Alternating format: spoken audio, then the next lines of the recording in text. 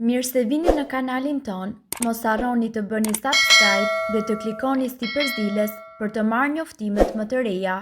Faleminderit! Keni myk dhe lagështi në shtëpinë tuaj, më në fund u gjetë zgjidhja, ju duhet vetëm ky përbërës. Myku është një shqetësim i madh për shumicën e familjeve. Ai fillon të bëhet një problem në kohën kur jashtë është ftohtë dhe brenda nxehtë. Dhe nëse nuk i hapim shpesh dritaret e shtëpisë gjatë kësaj kohe, myku do të fillojë të shfaqet.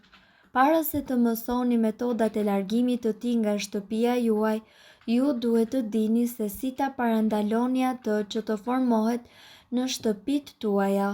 Para së gjithasht, ne ju këshillojmë të hapni menjëherë dritaret e banjës pas dushit dhe ta mbani atë sa më të pastër. Po kështu edhe shtëpinë duhet ta ajrosni shumë shpesh. Por, në rastin kur parandalimi nuk mjafton, ekziston një mënyrë natyrale për ta eliminuar mykun. Uthulla e bardhë, një ilaç natyral vërtet efikas për ta eliminuar mykun në shtëpi, është uthulla e bardhë. Mjafton të përzieni 2 filxhan me uthull të bardhë në një shishe me ujë të nxehtë dhe me të spërkatni sipërfaqet me myk. Nëse dëshironi të pastroni deri në thellësi, atëherë përgatisni një përzierje me uthull dhe sodë buke. Hidheni atë në një furçë të vjetër dhe filloni të fshini pjesët e mykut në muret e shtëpisë tuaj apo diku tjetër. Sa po fillon lagështia, shfaqen edhe njollat e mykut në muret e shtëpive, kryesisht pranë parvazeve të dritareve. Myku në përmure është një problem i cili vërehet më së shumti në banesat e vjetra dhe në ato ku nuk ka shkëmbim ajri. Ai shkakton probleme me alergjinë dhe njëkohësisht me azmën, prandaj duhet eliminuar menjëherë. Kur troket myku në shtëpi, duket si një problem i cili nuk ka zgjidhje, por nuk është as pak kështu. Ja se si ta trajtoni. Si të hiqni mykun nga muret e shtëpisë. Si fillim duhet të keni parasysh disa këshilla praktike, të cilat do t'ju ndihmojnë që të mbani situatën tuaj nën kontroll, të largoni sa më shumë lulet dhe bimët në ambientin që ka myk, dhe njëkohësisht të mos hani rroba në brendësi të banesës dhe të krijoni sa më shumë korrent ajri mes dyerve dhe dritareve. Në banjë dhe në kuzhinë instaloni aspirator. Në qoftë se ju zgjidhni që të lyeni muret e shtëpisë, atëherë blini një bojë anti-myk e cila lejon mykun që të marrë frymë dhe limiton shfaqjen e tij. Si të largoni mykun nga muret me metoda natyrale.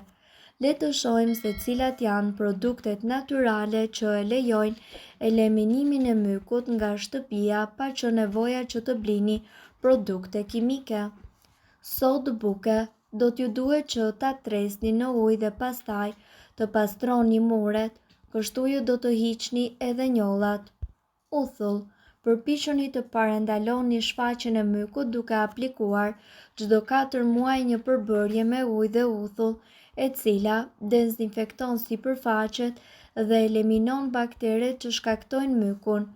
Gjithashtu, ajrosini mirë ambientet e shtëpisë, sidomos banjën, vendin e preferuar të mykut, pasi është e ngrohtë dhe e lagësht. Kripa e trash e thith lagështinë, prandaj vendoseni në përrejnë të cilat duhet i vendosni në përdhomat e shtëpisë. Ekstrakt agrumesh. Mund ta luftoni mykun edhe me ekstrakt agrumesh. Hidhni 20 pika të holluara ekstrakti në 2 filxhan ujë dhe përzieni dhe hidheni masën në një shishe spray. Sprucojeni më pas në sipërfaqen me myk dhe lëreni të reagojë për 1 orë. Më pas pastrojeni me ujë. Përzierje anti-myk të bëra vetë. Përgatisni një përzierje anti-myk duke përzier 700 ml ujë normal, 2 lugë gjelle ujë të oksigjenuar, 2 lugë krip të imët dhe 2 lugë sodë buke. Vendoseni këtë përzierje në një shishe spray, tundeni mirë dhe sprucojeni në sipërfaqet me myk. Më pas, fërkojeni njollat me furçë dhëmbësh dhe myku juaj do të zhduket. me 100 ml alkool ushqimor dhe 15 pika vaj esencial lavando do të parandaloni formimin e mykut nga pajisjet e banjës.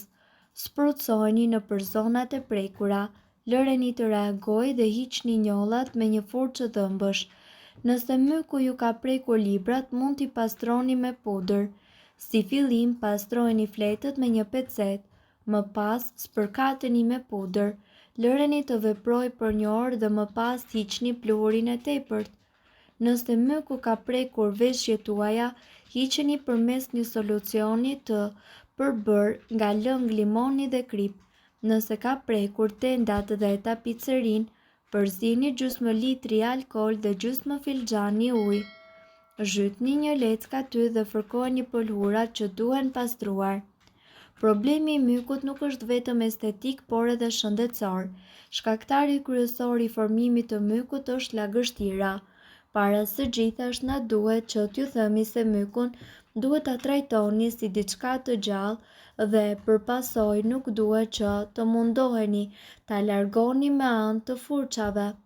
Ai mund të shumohet me anën e sporeve të cilat qarkullojnë në ajër dhe një veprim i tillë nuk do të ishte as pak estetik apo efektiv.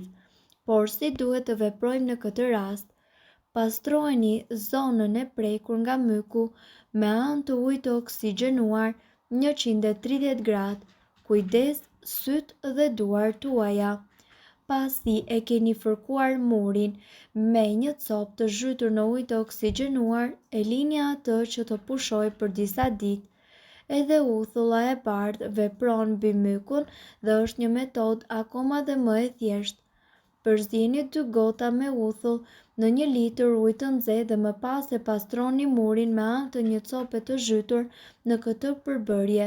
Edhe në këtë rast myku do të jetë zhdukur pas disa ditësh.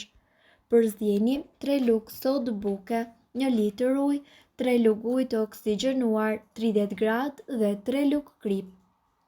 E hidhni këtë përbërje në një shishe që spërkat, për shembull në atë të ilaçit të xhamave që tashmë ka mbaruar, dhe më pas e spërkatni murin, e lini të veprojë disa ditë. Në asnjë mënyrë mos përdorni klor apo açe kundër mykut, edhe pse mund të duket si një produkt mrekullibërës, ai do të zbardhë muret tuaja pothuajse menjëherë. I lyeni muret tuaja me një bojë të posaçme e cila nuk lejon krijimin e mykut, duke qenë se është më rezistent ndaj lagështirës. Mos përdorni gjithashtu produkte të mbushura me kimikate, por përdorni produkte specifike duke ju drejtuar një stafi të specializuar, i cili do t'ju jap udhëzimet e duhura. Ky fenomen është më i theksuar në dimër sepse kur jashtë është ftohtë, ka më pak të ngjarë që ju të hapni dritaret, por nëse jeni duke bërë dush ose duke tharë rroba tuaja me dritare të mbyllur, kjo mund të çojë në lagështi dhe në myk. Një eksperte e pastrimit foli për praktikat më të mira kur bëhet fjalë për arrosjen e shtëpisë. Ajo theksoi se koha ideale për të hapur dritaret është gjatë pjesës më të ngrohtë të ditës, pasi kjo është koha më e mirë kur ajri jashtë është më i thatë. Ekspertja këshilloi që t'i hapni dritaret ose në mëngjes vonë ose pasdite herët. Pra, me fjalë më të thjeshta, jo shumë herët në mëngjes dhe jo shumë vonë pasdite. Duke ajrosur shtëpinë gjatë kësaj kohe, ju lejoni ajrin e pastër që të qarkullojë nëpër shtëpi. Mirë po duhet të dini, informacionet në këtë video kanë për qëllim të plotësojnë dhe të mos zëvendësojnë këshillat e mjekut tuaj dhe nuk kanë për qëllim të mbulojnë të gjitha përdorimet e mundshme, masat paraprake, ndërveprimet ose efektet negative. Informacionet në këtë video mund të mos i përshtaten rrethanave tuaja shëndetësore. Prandaj, para përdorimit, konsultohuni me mjekun tuaj. Nëse doni të dëgjoni videot tona që ne postojmë çdo ditë, kliko subscribe.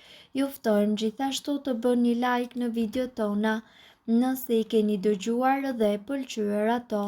Faleminderit që e pat videon ton. Shpërndajni këtë video në profilin tuaj në mënyrë që të informohen edhe shokët tuaj. Faleminderit.